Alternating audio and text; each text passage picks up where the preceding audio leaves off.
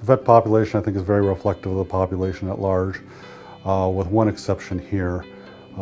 Veterans who served in Vietnam, were in country or in that area and exposed to Agent Orange and who developed Parkinson's disease are eligible for a service connection because of that.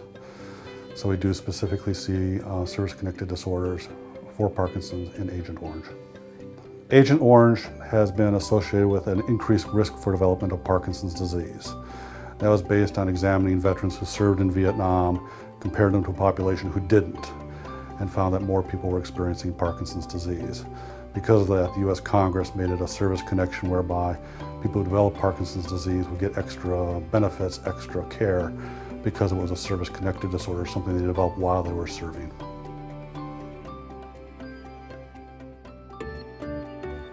In our population, we often see people later in the disorder. The Veteran Hospital is one that tends to get people who are getting older because they have retired from their job, they're changing their insurance.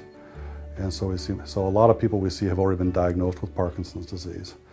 What we tell people to look for when we see them earlier on is to kind of watch, obviously they're kind of tuned into having a tremor. Family notices tremor, they'll notice tremor.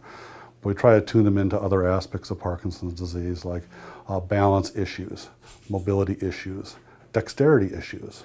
Sometimes it's not that my hand tremors, that my hand doesn't work quite right.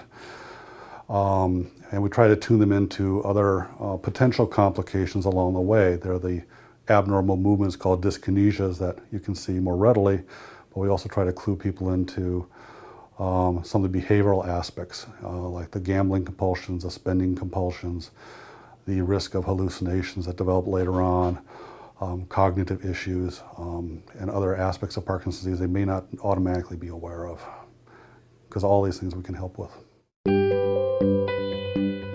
The VA has something called a PADREC, which is Parkinson's Disease Research, Education, and Clinical Centers.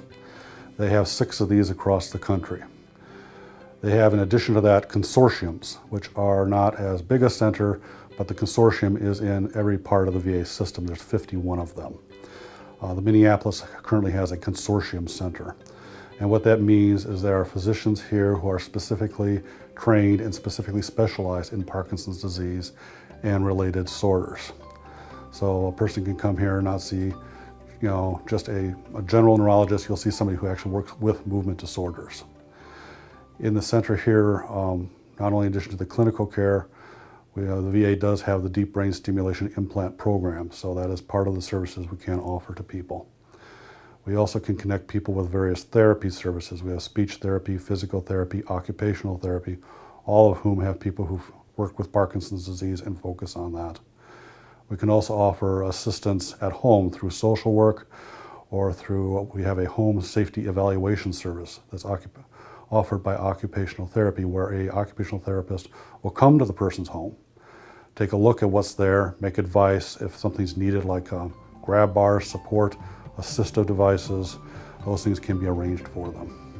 We also have a Parkinson support group here that's run by the speech therapy service. It's open to everybody, veteran and non-veteran alike, but nevertheless, once a month we have a support group here as well.